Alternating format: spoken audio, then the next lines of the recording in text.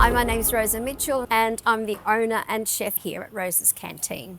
My passion for produce and cooking has come from my Italian background, or I should say Sicilian background. When we first came out to Australia, I was 7 and we came from a very poor background. And when we first arrived, my parents had to work. So at the age of 9, I started cooking meals for my mum or helping her to prepare. And also my grandfather never bought vegetables. He grew everything in his backyard. My grandfather even had chickens in the back, so everything was from the garden. And so you get to appreciate it. And then when you go out and buy something that's not in season, it just doesn't taste so good. So I've been a chef for the last 20 years. I was part of the founding members of Slow Food here in Melbourne.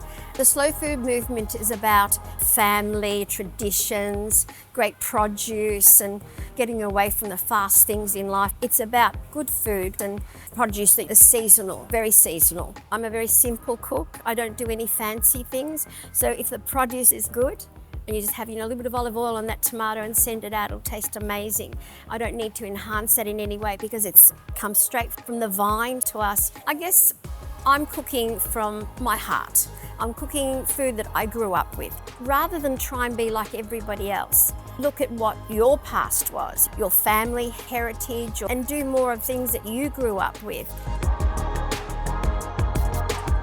So sourcing produce for restaurants, they've made it quite easy now. So we have apps and there's quite a few different companies that are on these apps that just at the end of the night you can order all your different produce and they deliver.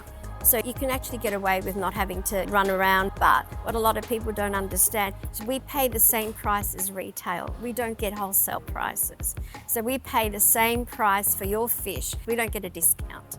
I do it slightly different because I like to deal with small growers. I deal direct with fishermen, with organic farmers.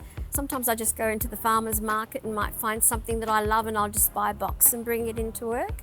And I try and work with small producers rather than the mass. I deal with small producers because they've got just as much passion about their produce as I have. When we go to Mount Franklin to pick up my produce, we talk about the tomatoes. Poor producers can't sell it because it might have a little blemish on it. Nothing's perfect. It shouldn't be perfect. Why is it perfect? Whereas if it's got a little blemish or something, it means that it's maybe been grown with less chemicals and things. I think if you're starting out in a small business, you need to find your contacts, your suppliers. The farmers markets are always a great spot to start because then you can start a relationship with them and make them understand what you want in your business, what you're going to be looking for. We have another supplier in the Yarra Valley and he's hoping to grow some things that no one else can grow in Melbourne, things like puntarella and rapa. And so if you let them know and they know that you're going to buy it and use it, they'll grow it for you. So that's a lovely relationship. You don't get that at mass-produced businesses. They'll just send you whatever. Whereas if you have a lovely relationship, they'll send you food that they know that you're going to respect. I probably have about 15 suppliers. Some just a small producer that just gives me raspberries. Then we have tomatoes. We have someone who might just give us beautiful lettuces and all that. So roughly we have about 15, give or take, depending on the season. I used to deal with Donatis, Leo Donati, and Leo would ring me at 6 o'clock in the morning. They've ordered this and it's too much. I don't think it's right. I go, okay, Leo, I'll just check. He knows that we've never ordered this or that amount before. So it's nice about having a small producer as well because he knows what you normally would order. Whereas when you're buying from wholesale places that don't really care, you're going to get stuff that you're not happy with. A box of tomatoes, they're lovely on the top, but you get to the bottom and they're all half rotten. If you've got a great rapport with your producer, they won't do it to you. Never take inferior products. If something's no good, the thing you've got to do is send it back. Once you do that with a producer, they won't do it to you again because that's a cost for them. We have very little wastage. So when we use a product, say like a broccoli, we use the whole broccoli. When we do our fish and we cut them down to the size we want, the excess fish goes into a pasta dish. When we do prawns, we keep all the shells, we keep all the fish heads, we make stock from that. We keep the scraps of vegetables and do our chicken stock with that. So nothing is wasted, nothing.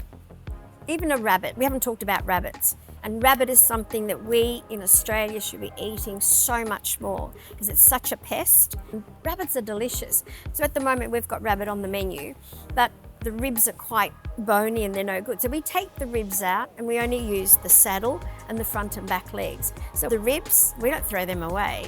We put them aside. When we've got enough of them, we make a beautiful sauce and we have it with pasta. No wastage. It's tedious work getting that meat off those ribs. And in that way, when you're paying a little bit more for something, it'll make your costs a little bit reduced because you're using everything. What we should be eating are kangaroo, rabbits, camel, goat, which I love. We do goat here. We're not going to do camel. It's not a very Italian thing, camels. It's so important that we eat our pests. It's so important. If you want to cut your supply costs, think smaller producers and just stick with more seasonal produce. Don't go for the high-end produce. The things that cost you more in a restaurant are your fish and your meats. When you're putting on a vegetable dish, especially if it's a seasonal vegetable, it's in abundance. You can probably make more money on a vegetable dish than you would on a fish. We're doing a beautiful eggplant parmigiana at the moment. It's a very economical dish to put on the plate. We should never buy imported products. Like people will go into a shop and they say, oh my God, the cherries are $40. But the cherries have come from America. Just buy seasonal and that'll keep your costs down for you. We change our menu 4 times a year, summer, spring, autumn, winter. And I love that because you don't get sick of the same menu, but you know that your produce is going to be readily available in abundance because it's seasonal, and you get this excitement of the new menus coming, as well as our customers. So we're just about to change our menu to autumn. We haven't planned it fully, but there'll be definitely chestnuts, mushrooms, pumpkin, and a few greens. You have restaurants that have got eggplant on all year round, but it'll change in the whole year because one season it'll be bitter, another one will be mushy. For me, it's about the taste and actually the way it performs. Even tomatoes. I cannot understand restaurants that have caprese salad on all year round. Because tomatoes in the middle of winter, you can bounce them, they're that hard, you know. It's really important. So planning a new menu for us is we make a list of what is in season. And then because we have a very small menu, we try and balance it so there's a little bit of each vegetable. We may double up on some things. We might have a pumpkin in the pasta dish as well as a side dish. In that lapse between, say, summer and autumn, where we're not quite ready to go into the autumn menu. So we might change 1 or 2 dishes and adapt an autumn dish into that. So you adapt your menu. I'm always trying to get growers to grow different things for me that I can't get in Australia. I've given Mount Franklin organic seeds for puntarella. I would love someone here to grow a thing called a cucuzza in Sicily. It's a long sort of zucchini-like plant, because in Sicily we use that tendrils and we eat them as a vegetable like a spinach. And that's one of my wishes, to have that dish here in the restaurant. I've never known anyone not to like it. It's so delicious, but can't do it here. But I'm working on it. If you were starting a restaurant with a really small menu, I think it'd be great.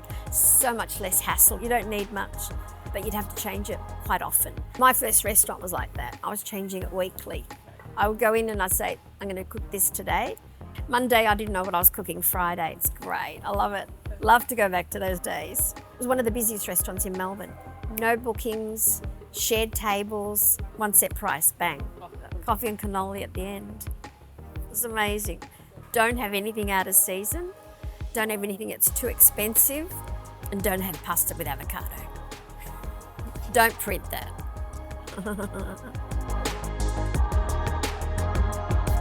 I get inspired quite easily. Like I'll go off and, I could be driving in the country and someone's selling something on the side of the road and I'll buy it and come in. So I've just recently went to pick up my raspberries and he had some beautiful blood plums. So I just took the blood plums and we're having dessert with blood plums at the moment. So a take on a tiramisu, but with marsala and blood plums and raspberries layered with mascarpone. It's delicious. Yeah. We've got a beautiful dish at the moment, which is the baked ricotta with organic tomatoes. The ricotta is cut and then just put into the oven with a bit of olive oil and a touch of oregano.